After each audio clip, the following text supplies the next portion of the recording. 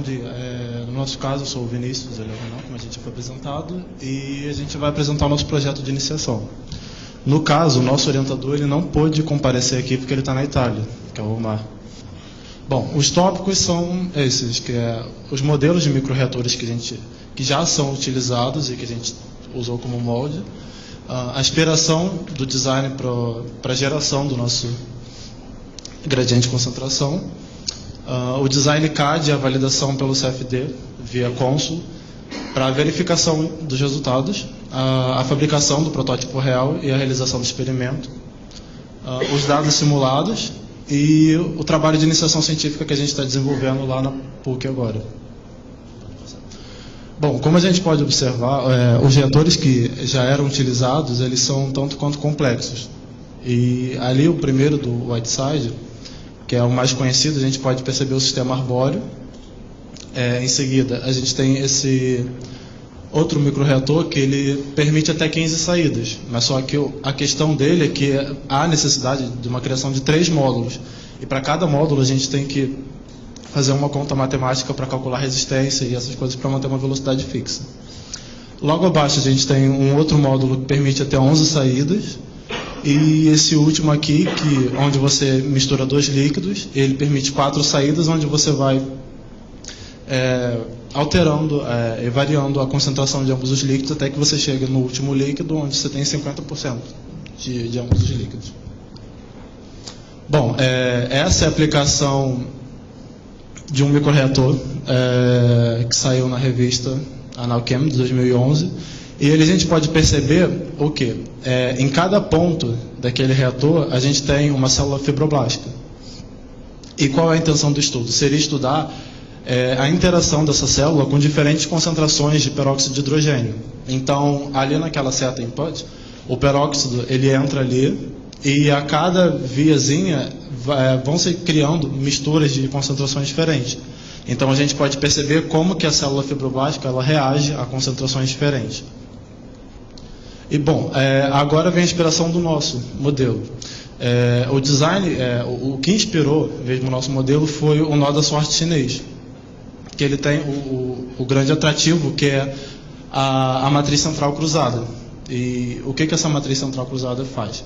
Uma vez que eles entram ali pelos canais e passam pela matriz cruzada, elas vão repetidamente se dividindo e misturando pelos canais em diferentes proporções. E então o número arbitrário, ele pode ser de concentração criado a cada saída. Então a gente tem várias concentrações a partir de cada saída. E a outra grande jogada da matriz cruzada é que com um leve aumento dela, a gente pode aumentar o número de saídas. Então, o número dependendo do que você quiser.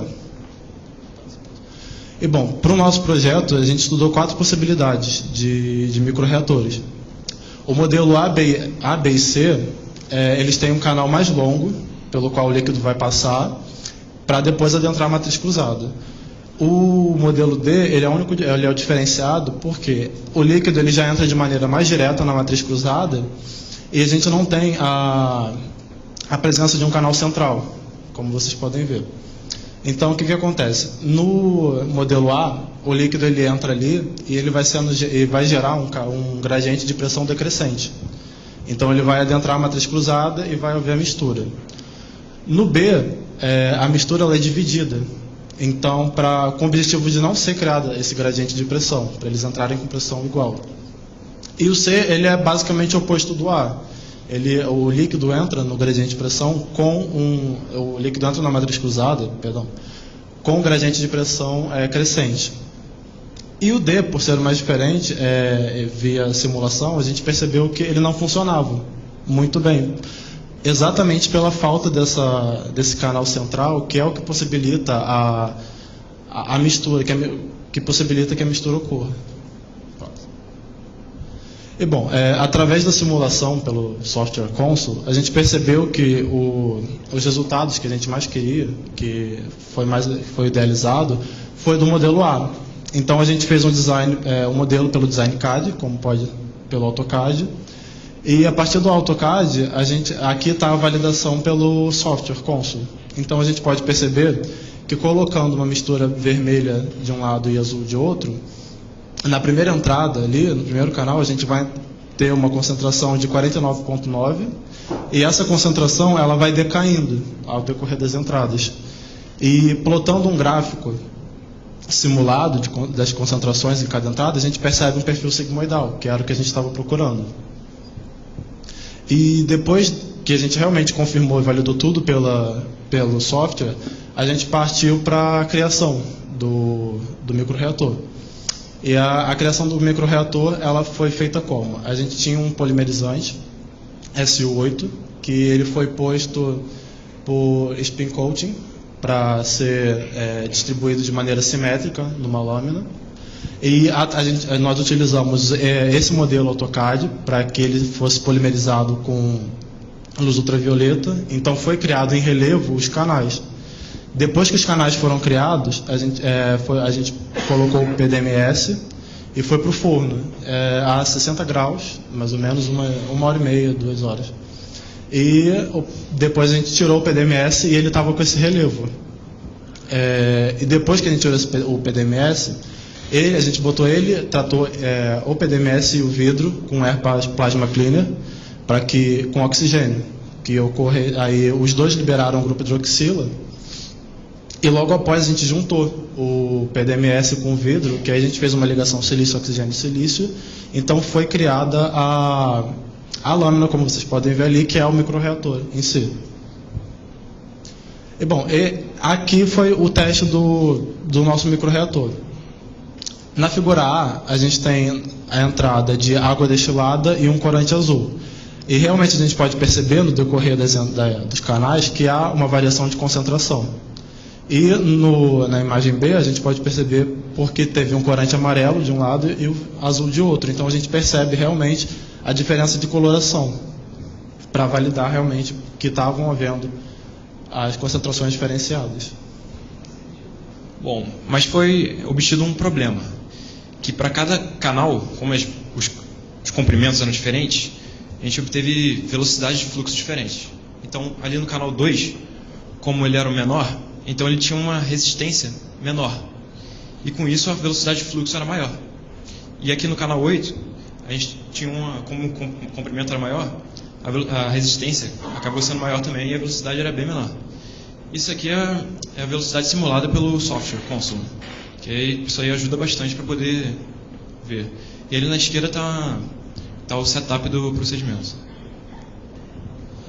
Bom, aqui é uma comparação da velocidade de fluxo na saída pelo software Console e na direita aqui o gráfico do peso da solução da saída, que é o dado experimental. Então a gente vê que eles estão de acordo, mas no gráfico de velocidade simulada do software, a gente vê que no canal 2, que era o menor, ele realmente tinha uma velocidade maior. E no canal 8, como era o maior, a velocidade menor. A gente vê que aqui no outro gráfico, realmente, no 2 teve um peso coletado maior, como o canal era menor, que a gente vê que a velocidade de fluxo é proporcional ao peso da solução. Então os dados experimentais estão de acordo com os reais. Então, para solucionar esse problema, foi desenvolvido um novo microreator, que nesse caso, as entradas foram simplificadas para um formato em Y, para que não haja uma geração de gradiente de pressão, ou seja, eles entravam ao mesmo tempo no microreator. E foram estabelecidas 11 saídas. Então, nessa imagem a gente pode ver como é importante o canal principal. Ali, por exemplo, entra um líquido vermelho e um líquido azul. E a gente pode perceber pela mudança de cores que a mistura é eficaz com esse fluxo vertical. Então, essa figura foi gerada pelo software Console. E na matriz cruzada, ela é composta de quadrados centrais com uma dimensão lateral de 1 milímetro. E a largura desses canais é de 200 micrômetros.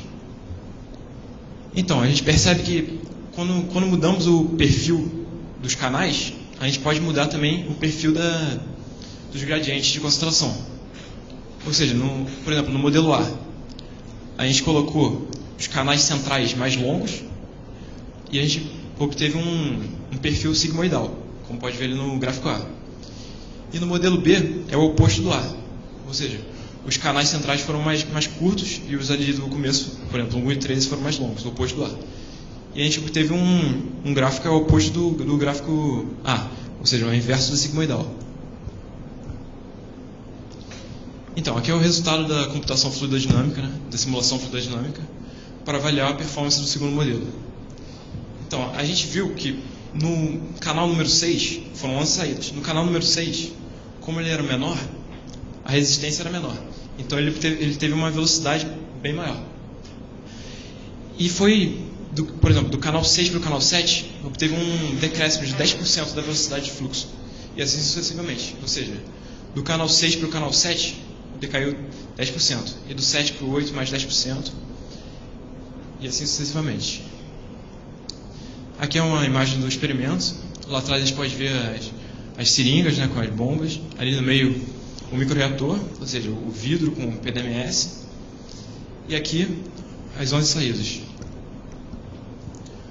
Bom, aqui é mais uma comparação de dados simulados com dados reais. Lá na esquerda nós temos o gradiente de concentração que tem um perfil sigmoidal. E aqui na direita foi feita uma análise nas 11 saídas, né? A gente coletou esses 11 líquidos e fizemos uma análise espectrofotométrica, o VVIS, para essa solução coletada. E a gente percebeu como a absorção ela é proporcional à concentração. Então a gente vê que os dados estão de acordo com os dados experimentais, estão de acordo com os dados simulados. Bom, isso aí é um novo projeto que a gente está fazendo lá na PUC, que é da nossa iniciação científica, e a gente ainda está bem no começo. Então, isso aqui é para o desenvolvimento de um microreator fotocatalítico. Então, como é que faz? Esse método é diferente do método utilizado nesse que eu acabei de falar anteriormente. Nesse aqui, a gente pega uma lâmina de vidro, aí nessa lâmina de vidro a gente coloca uma fita adesiva, e colocamos. Ela não é feita por fotolitografia, ela é feita a gente coloca o PDMS em cima dessa fita. Não, antes disso, a gente coloca primeiro o arquivo CAD, né? Aqui, por exemplo, nós temos os arquivos CAD. Então a gente coloca esse arquivo CAD numa impressora laser de dióxido de carbono, e esse laser vai fazer os caminhos nesse vidro com adesivo. E após isso, a gente tira o adesivo e coloca o PDMS. E coloca esse PDMS no vidro dentro do Air Plasma Cleaner, que aí faz o tratamento por oxigênio e une. Então, aqui temos os modelos que a gente fez. A gente tem até aqui, a gente trouxe alguns modelos. Depois, se alguém quiser ver, a gente pode mostrar. Isso. Bom, então concluindo, a gente tem um dispositivo gerador de gradiente de concentração que foi desenhado e testado. Então, a criação do dispositivo é o último passo, que é dado somente quando os dados simulados são favoráveis, maximizando a probabilidade de um design correto. Ou seja, a gente usa o software Consul para ter certeza de que vai dar certo. Se a gente vê que não vai dar certo no software, não há necessidade de criar. E a matriz cruzada permite de 11 a 15 saídas em um design compacto. E os perfis de concentração podem ser ajustados com parâmetros geométricos e operacionais. É possível escolher uma topologia adequada para o dispositivo, de acordo com o perfil de concentração prescrito. Ou seja, a gente pode ter um perfil sigmoidal, podemos ter um perfil linear, isso mudando os canais, mudando a geometria dos canais. E esse dispositivo ele possui aplicação para explorar nanossíntese em diferentes razões molares. Isso se dá porque ele dá uma geração de diferentes gradientes de concentração. Então, designs com diferentes geometrias estão sendo estudados para melhorar a performance do dispositivo. E nesse trabalho de iniciação nós temos o desenvolvimento de um microreator fotocatalítico de prototipagem rápida e econômica com laser CO2. Então, a gente percebe que com o laser CO2, como não tem a fotolitografia, é um método mais rápido e mais barato. E aqui os agradecimentos. Agradecer o workshop. Isso.